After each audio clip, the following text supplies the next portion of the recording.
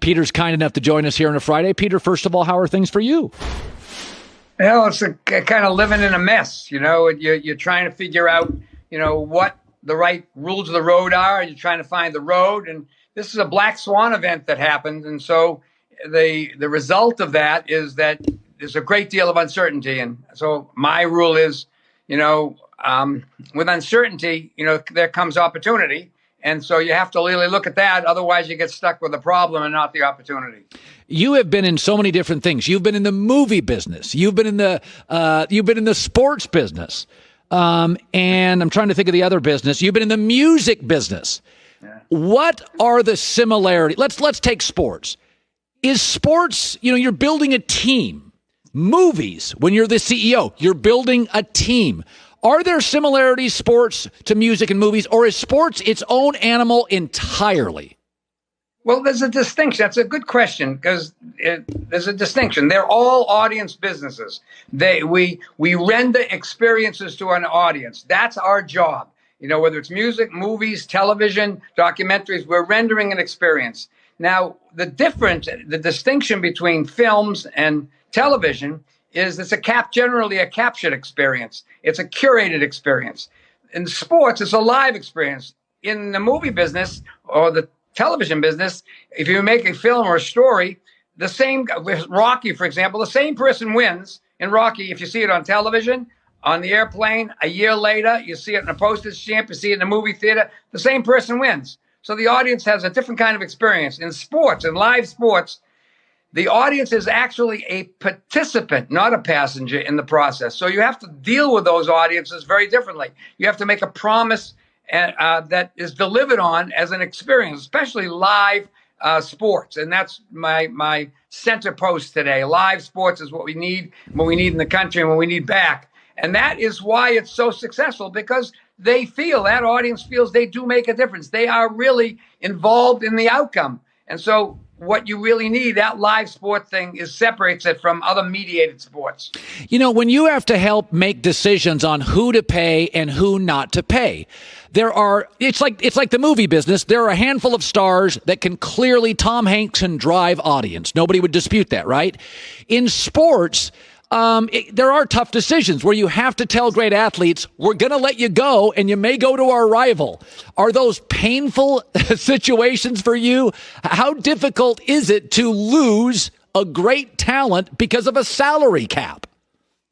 Well, first of all, you have to have a certain rule around the whole thing. If you get really so familiar and so close with your athletes and your team players, it makes it hard to have a clear and focused judgment of what you need to do for the team. In other words, you really have to keep some kind of a distance. You have to recognize they have a job, you have a job, they have a career, you have a career, you have a business, they have a business. And sometimes they don't mesh perfectly. So it's hard if you get emotionally connected to a athlete on a team over the years and you travel and you're around them and you know their family.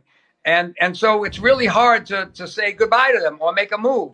In the movie business, it's 8 months in a trailer, or 8 months, 8 weeks in a trailer, and you promise faith and good hope, and let's get together, and you have a big hit, you never see them again. Yeah. So it's a very different kind of enterprise in terms of the relationship capital between you and the talent. When you tried to recruit, I believe you tried to recruit Kevin Durant, and he was very successful, and he was winning a bunch of games, and he was going to come to a team, your Warriors, that had stars. What was the recruiting process? How did you touch him, Peter? How did you emotionally land with him, knowing he may have to sacrifice, Peter, shots and points and stats?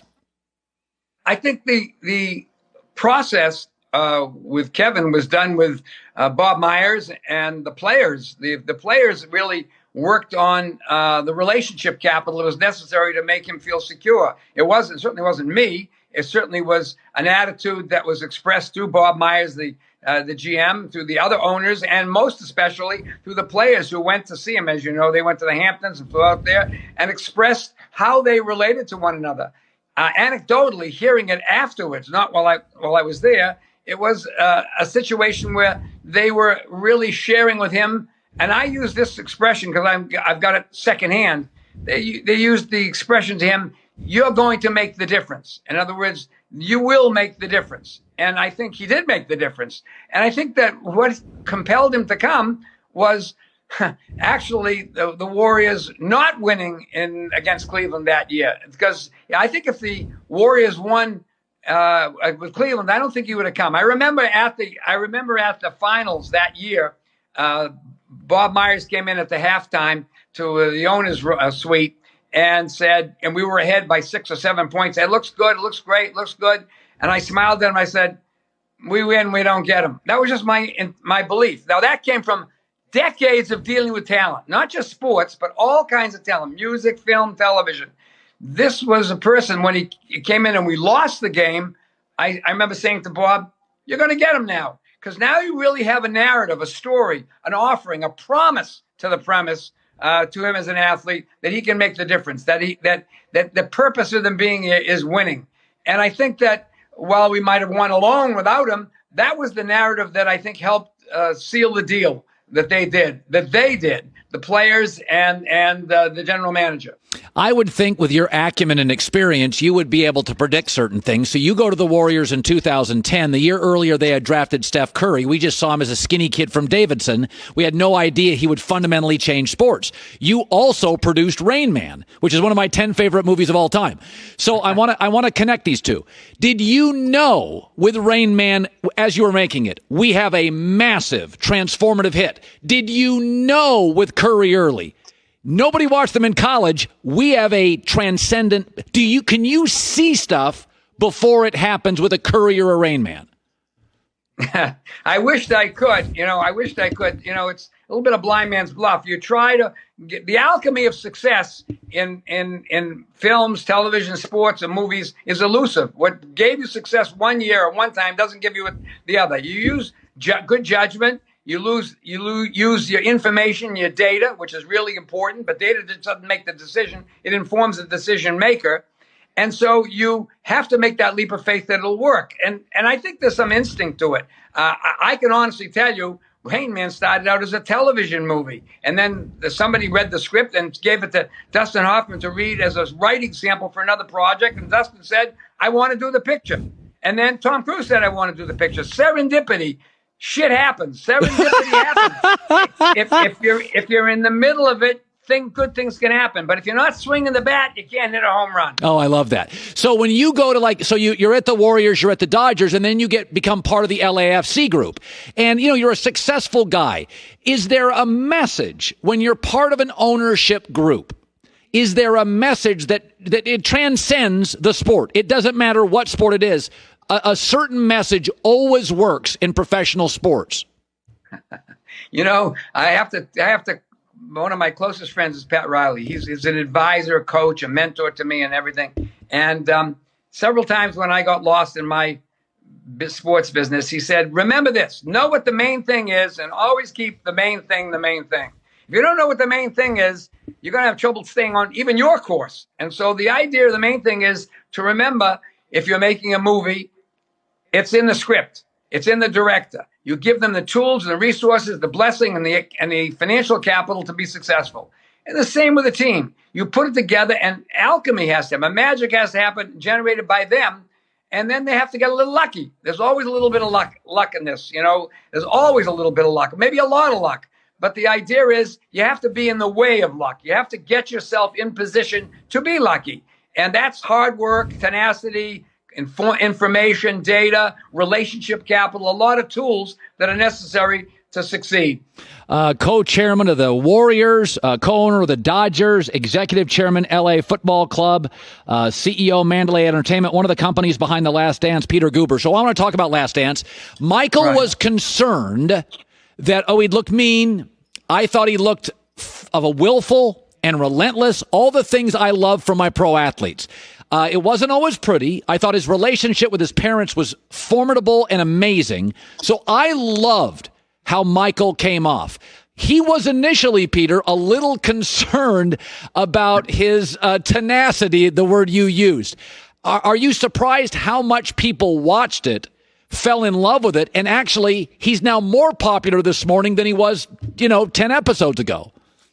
Yeah, the magic, you do the work and the magic happens, you get a little lucky. There were 3 pieces of luck. We had good fortune, I should say. We got the rights. That's the first thing. You can't tell the story unless you get the rights, unless you convince the powers that be. That would be Michael Jordan and his group of people, his partners, all the people in his group, Curtis and Esty and the group there. You have to convince the NBA, Adam Silver. I mean, he worked in the entertainment part of the NBA for 20 years and saw a lot of this film stock and materials coalesce.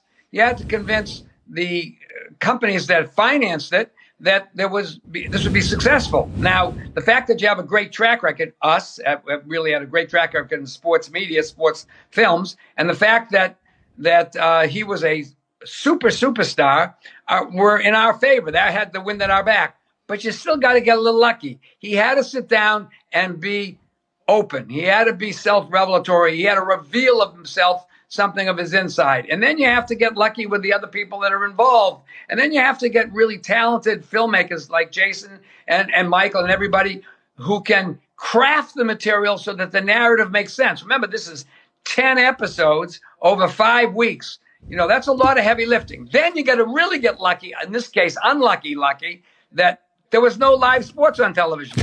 We were the only game in town. Now, I don't think if you did the Peter Guber, Colin Cowherd story in those 10 weeks, we would be successful. But maybe it'd be watched because there was nothing really else on during that time. So this was a confluence of great timing, fortune, and great talented people, and a great subject. I mean, he's a incredibly interesting character. He's an incredibly compelling individual. And I thought he spoke his truth. Yeah. Peter Guber joining us. I could sit and talk for Peter for hours. The, athletes and actors, they're at some level, Michael, he still will argue. I mean, he still loves winning. Just talking, he loves winning.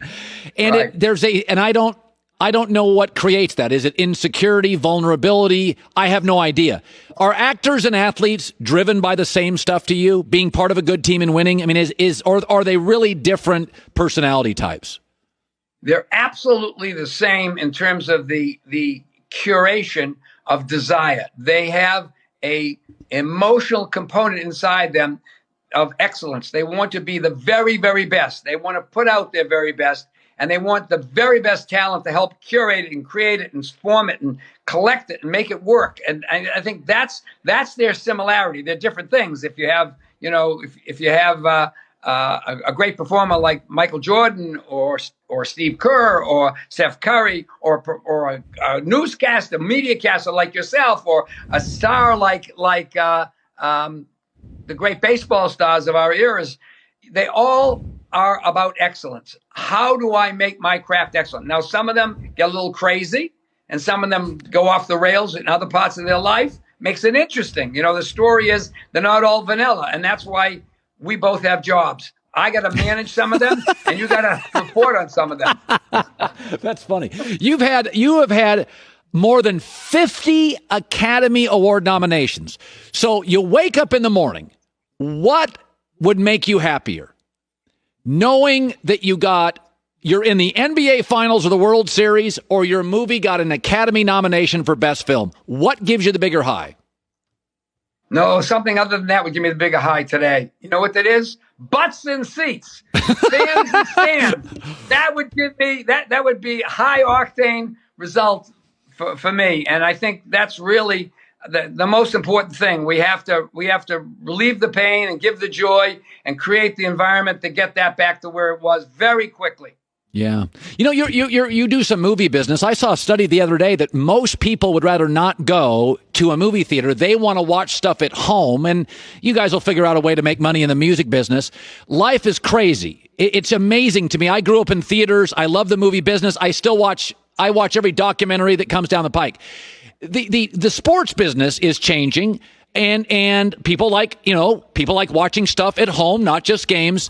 Are you ever shocked by how fluid society is? Tech, the changes. If you'd have told me 10 years ago I was going to get into a car with strangers and they take me to a restaurant, it's called Uber, I would have said you're out of your mind.